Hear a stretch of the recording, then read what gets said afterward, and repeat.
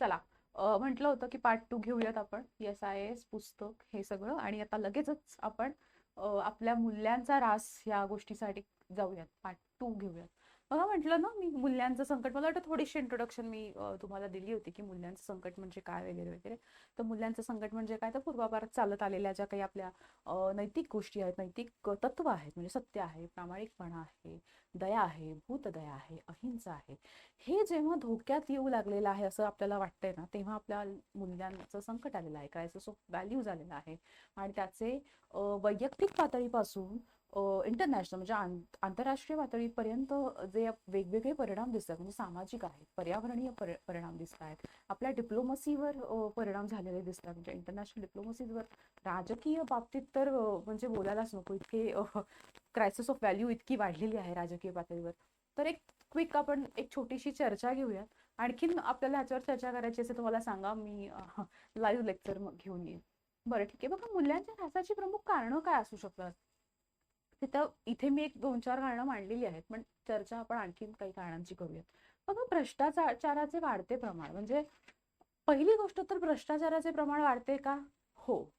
आणि का वाढते? तर पैसे किंवा भौतिक गोष्टी ह्याला अवाजवी जे काही महत्व आलंय, माणसापेक्षा पैसा मोठा होऊ लागलाय. तर मला आणखीन दुसरी गोष्ट म्हणजे तुम्ही पैसा कोणत्या मार्गाने कमवता, त्याहीपेक्षा तुम्ही भरपूर पैसे कमवता का, तुमचं हे पर्टिक्युलर लाईफस्टाईल तुम्ही फॉलो करता का, ह्याला आलेलं महत्व.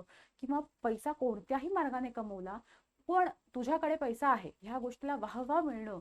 आणि मला वाटतं, आणि तेच सगळ्यात महत्त्वाचं भ्रष्टाचाराचं वाढतं प्रमाण असू शकतं. किंवा सोसायटल नॉर्म्सनुसार सामाजिक ज्या काही गोष्टी आहेत, किंवा समाजाने जे काही स्टेटस घालून दिलेलं आहे, तिथे मी पोचते का किंवा पोचतोय का, मग त्यासाठी मला भ्रष्टाचार करायला लागला तरीही चालेल. ही जी काही नकळत अप्रत्यक्षरित्या सामाजिक मान्यता भ्रष्टाचाराला मिळालेली आहे, त्याने मला वाटतं की भ्रष्टाचाराचं प्रमाण हे वाढत चाललेलं आहे. आणि त्यात ते महत्त्वाचं कारण ठरते की आपल्या मूल्यांचा ऱ्हास होत चाललाय. क्रायसिस ऑफ व्हॅल्यूज आपल्याला समाजात किंवा सगळ्याच पातळीवर आपल्याला ते दिसतात. त्यानंतर मी म्हटलं की गुन्हेगारी आणि हिंसाचारी, गुन्हेगारी आणि हिंसाचारी परत येऊन गोष्ट ठेपते कुठे, तर पॉवर. म्हणजे मी जेव्हा पॉलिटिकल सायन्स शिकत होते तेव्हा, म्हणजे कॉलेजमध्ये मी सांगते, तेव्हा आमचे प्रोफेसर्सने पहिल्या लेक्चरला, व्हेरी फर्स्ट लेक्चरांनी आम्हाला सांगितलं की पॉलिटिक्स हे 3 गोष्टींनी चालतं, 3 Mने चालतं: माफिया पॉवर, मसल पॉवर आणि मनी पॉवर. मग तेच आहे, हे तर ही माफिया पॉवर झाली, किंवा मसल पॉवर आपण म्हणूयात. की तुमच्याकडे जेवढी पॉवर आहे, तुम्ही जेवढे पॉवरफुल दिसणार आहात आजूबाजूच्या लोकांना, तेवढं तुमचं महत्त्व वाढणार आहे. आणि ह्याला परत एकदा नकळत मिळालेली समाज मान्यता, त्यामुळे गुन्हेगारीचं प्रमाण वाढलेलं आहे, हिंसाचाराचं प्रमाण वाढलेलं आहे. माणसाच्या प्रती जे काही संवेदनशीलता आहे, ती कुठेतरी लोप पावत चाललेली आहे. आणि मीच मोठा, किंवा मीच राज्य गाजवणार, आणि मीच पॉवरफुल आहे, हा जो काही मी आहे, किंवा काय म्हणतात ना, अहंकार जो आहे, तो वाढलेला आहे. आणि परत एकदा this is reason of crisis of values. त्यानंतर बघा, इथे म्हटलं की सामाजिक माध्यम किंवा समाज माध्यम किंवा सोशल मीडियाचा गैरवापर. मला वाटतं ह्यावर निबंधच, म्हणजे निबंधाचा विषय हा खूप 2000 शब्द आरामात लिहाल तुम्ही यावर. की समाज माध्यमांमध्ये परत एकदा तेच आहे बघा, की सोशल मीडियावर मी चांगलं दिसणं गरजेचं आहे. सोशल मीडियावर आता तर नवीन वर्षात मी एअरपोर्टला चेक इन करणं खूप गरजेचं आहे. तरच मी इथे काय म्हणतात ना, आपण समाजाने ठरवून दिलेल्या स्टेटसच्या नॉर्म्समध्ये मी बसतो किंवा बसते, हे जे आहे. किंवा परत ही तर म्हणजे ही दिखावा ह्या गोष्टीत येते. पण समाज माध्यमांचा किंवा सोशल मीडियाचा गैरवापर स्त्रियांना ऑब्जेक्टिफाय करणं, किंवा सेक्शुअल हॅरासमेंट स्त्रियांची होणं, सायबर क्राईम होणं, किंवा फक्त स्त्रियांसाठी नाही तर पुरुषांसाठी सुद्धा ह्या सगळ्या गोष्टी होणं, किंवा फेक पोस्ट, फेक न्यूज, लोकांना काहीतरी चुकीचं किंवा रिटायर्ड लोकांना जास्त हे प्रमाण वाढलेलं आहे बघा, त्यांच्याकडनं पैसे उकळणं.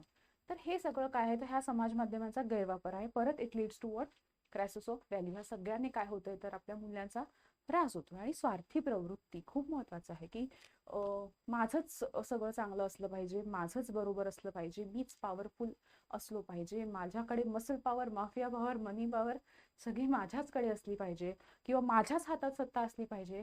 मग ती कोणत्या का मार्गाने मिळेना, ही जी काही स्वार्थी वृत्ती. आणि बघा, परत एकदा पूर्ण समाज केव्हा स्वार्थी होतो, जेव्हा समाजातली एक एक व्यक्ती स्वार्थी होत जाते. तर परत एकदा तेच आहे, की घरातून आपल्याला जे संस्कार मिळत असतात, कळत नकळत आपल्यावर ते घडत असतात, त्याच्याने ही स्वार्थी वृत्ती वाढीस लागलेली आहे आणि मूल्यांचा ऱ्हास आपल्याला दिसतो. बघा आणखीन काही कारणं असू शकतात, म्हणजे अतिभौतिकवाद आपण म्हणू शकतो किंवा मटेरियलिझम ज्याला म्हटलं जातं ना, मटेरियलिझम असं ज्याला म्हटलं जातं, की भौतिकवाद प्रचंड वाढलेला आहे. पैसा, सुखसोयी ह्या गोष्टीला माणुसकीपेक्षा जास्त महत्त्व आलेलं आहे. कशाही प्रकारे श्रीमंत होणे या गोष्टीला अति महत्त्व आलेलं आहे.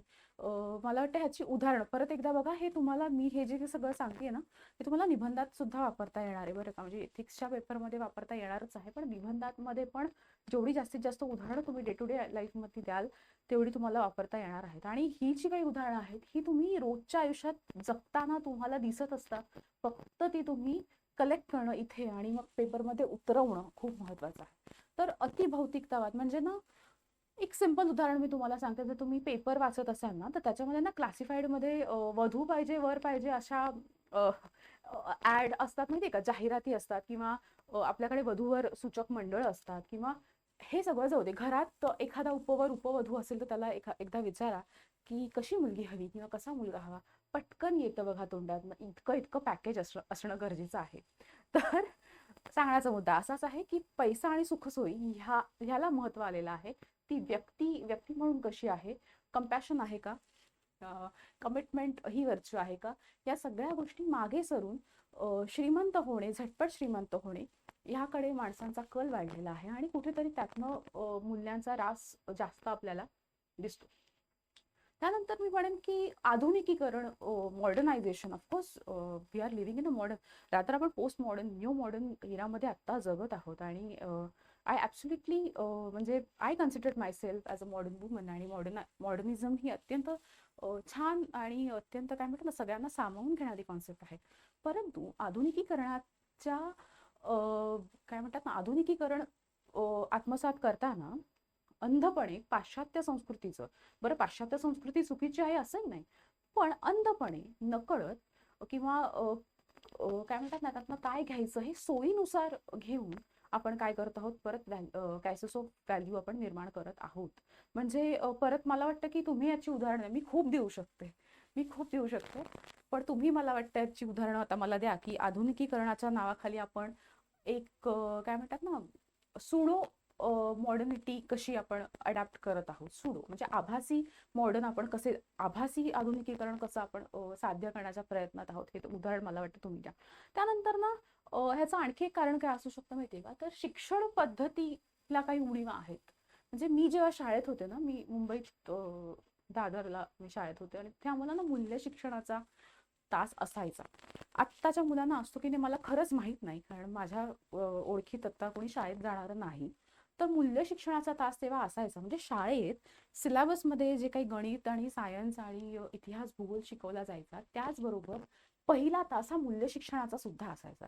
त्याच्यामध्ये वेगवेगळ्या गोष्टी सांगितल्या जायच्या आणि मग त्या गोष्टीतलं मॉरल म्हणजे काय आहे, तुम्ही ह्यातनं काय शिकलात, असं सगळं सांगितलं जायचं. तर मला वाटतं आज शिक्षण पद्धतीतल्या ह्या उणीवा आहेत की त्यातनं मुलांना किंवा मुलींना म्हणजे विद्यार्थ्यांना मूल्य शिक्षण मिळत नाही. म्हणजे व्हॅल्यू एज्युकेशन आपण देण्यात कुठेतरी कमी पडत आहोत, किंवा शिक्षणाला आपण नोकरी मिळवणं किंवा स्पर्धेच्या जगात माझा टिकावं लागणं ह्या दोनच गोष्टींनी पाहतोय. म्हणजे मला आठवतंय बघा, मी शाळेत असताना ना, तर 2000 साल वगैरे असं काही असेल, तर तेव्हा असं म्हटलं जातं, तेव्हा रिसेशन होतं आय गेस, आणि तेव्हा म्हटलं जायचं की असे काही चर्चा मी ऐकायचे लहानपणी की काय उपयोग आहे शिक्षण घेऊन, तशाही शिकलेल्या लोकांना तरी कुठे नोकऱ्या आहेत. तर त्यातनं मला कळलं की शिक्षण म्हणजे फक्त नोकरीशी रिलेट होतं. बघा, शिक्षणाने तुम्ही चांगले माणूस होऊ शकता, तुम्ही तुमचं आयुष्य चांगल्या दर्जेदार आयुष्य जगण्यासाठी शिक्षण हे तुमचं इंजिन ठरू शकतं. मला वाटतं हे कुठेतरी ही उणीव, म्हणजे फक्त स्पर्धा आणि फक्तच रेसमध्ये मुलांना पळवायचं आहे, इथे मला वाटतं की मूल्य शिक्षणाचा अभाव ही एक परत एकदा मूल्यांच्या ऱ्हासाचं एक प्रमुख कारण आपण म्हणू शकतो. या विषयावर भरपूर चर्चा होऊ शकते. परत एकदा सांगते, तुम्हाला चर्चा हवी असेल तर आपण लाईव्ह लेक्चर नक्की घेऊया. ऑलराईट, आता ना पुढचं तर खूपच महत्वाचं आहे, विवेकबुद्धीचं संकट. म्हणजे काय, तर क्रायसिस ऑफ कॉन्सायन्स. म्हणजे माझी विवेकबुद्धीच संपलेली आहे हल्ली. म्हणजे विवेक बुद्धीचं संकट म्हणजे अगदी थोडक्यात तिथे मी सांगितलेलं आहे की जिथे व्यक्तीला आपल्या नैतिक मूल्यांचा आणि बाह्य मूल्य किंवा बाह्य परिस्थिती किंवा कर्तव्य ह्याच्यामध्ये जेव्हा विरोधाभास निर्माण होतो किंवा हे एकमेकाच्या विरोधात जाऊन उभे राहतात ना, तेव्हा माझ्या विवेकबुद्धीचं संकट निर्माण होतं किंवा तेव्हा क्रायसिस ऑफ कॉन्सायन्स मला वाटतं मी निर्माण करते. माझी उदाहरणं काय आहे, तर उदाहरणं मी इथे काही दिलेली आहेत, काही तुम्ही सांगा. बघा काय आहे, तर प्रशासकीय अधिकारी आणि राजकीय दबाव. मला वाटतं हे खूप कॉमन उदाहरण आहे की प्रत्येक प्रशासकीय अधिकाऱ्याला एक राजकीय दबाव असतो. म्हणजे आता अगदीच अगदीच साधारण उदाहरण घ्यायचं झालं तर एखादा पोलीस अधिकारी आहे आणि मग राजकारणातल्या कुठल्या तरी मोठ्या व्यक्तीच्या मुलाने एखादा ऍक्सिडेंट झालेला आहे. मग कायद्यावर बोट ठेवून, नियमावर बोट ठेवून कारवाई करायची, की मग मी अशा मोठ्या राजकीय व्यक्तीच्या नातेवाईकाला, मुलाला, मुलीला जर मी शिक्षा केली तर मग माझं पोस्टिंग होईल, मग माझ्या कुटुंबाची हेळसांड होईल, त्यामध्ये हा विचार करायचा.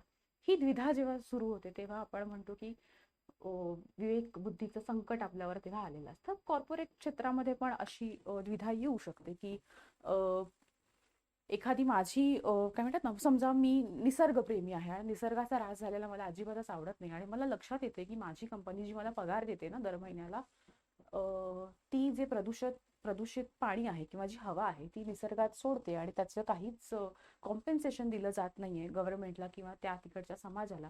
मग माझी इथे काय होते, तर इथे माझं विवेकबुद्धीचं संकट येतं की मी कोणाला वाचू, माझी नोकरी वाचू की मी निसर्गाला वाचू. ठीक आहे. त्यानंतर वैयक्तिक नातेसंबंधात मला वाटतं वैयक्तिक पर्सनल रिलेशन्समध्ये अशा गोष्टी खूप आपल्याला दिसतात ना, की बऱ्याचदा आपला मित्र आहे, मी तुम्हाला मला वाटतं पहिल्या लेक्चरला सांगितलं होतं की आपला मित्र आहे आणि मग तो कॉपी करतोय, आपल्याला दिसतंय. पण मग आपण लॉयल आहोत आपल्या मित्राप्रती, पण आपण प्रामाणिक पण आहोत. मग आपण त्याचं नाव सांगायचं की नाही, ही अगदी बेसिक गोष्ट आहे.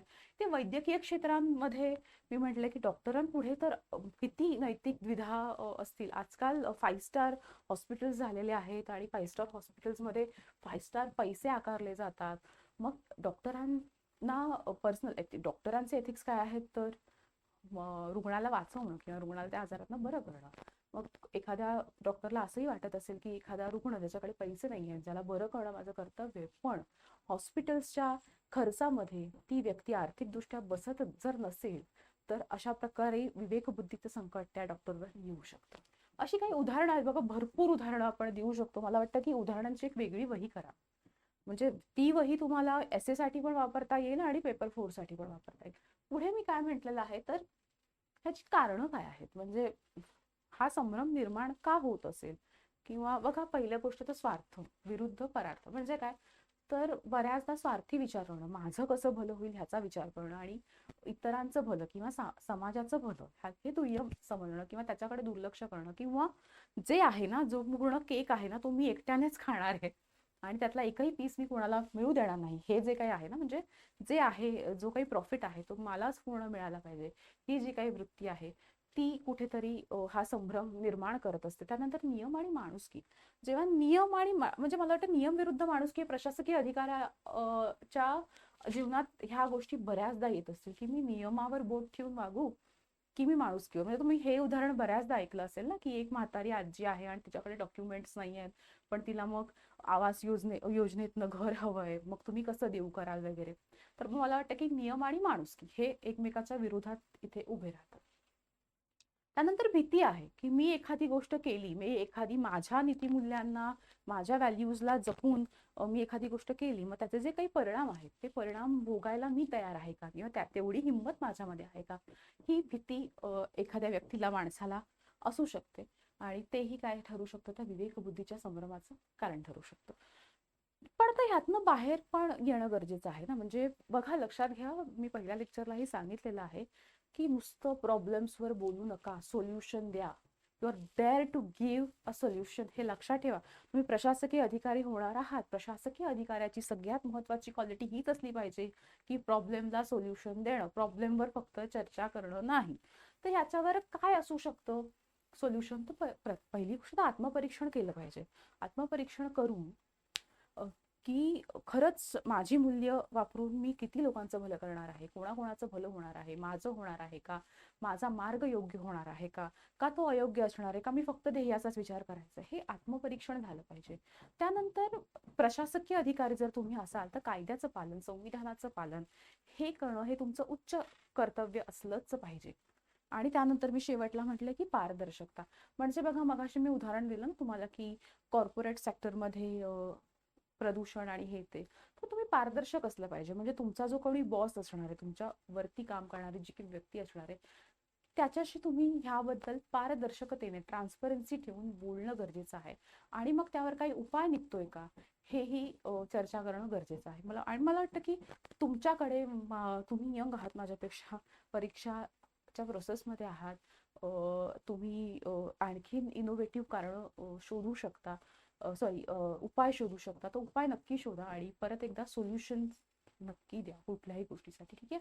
सो आपण इथे थांबूयात. परत एकदा सांगते, जास्तीत जास्त चर्चा जर करायची असेल, माझ्या लेक्चरला जी लोक बसतात त्यांना माहिती असेल की माझं लेक्चर अत्यंत इंटरॅक्टिव्ह असतं. सो ते हवं असेल तर आपण एक लाईव्ह लेक्चर घेऊयात. अदरवाईज आपण क्लासरूममध्ये तुम्ही सगळे मला येऊन भेटा, आपण क्लासरूममध्ये एक इंटरॅक्टिव्ह सेशन नक्की घेऊ. All right, thank you. भेटू परत.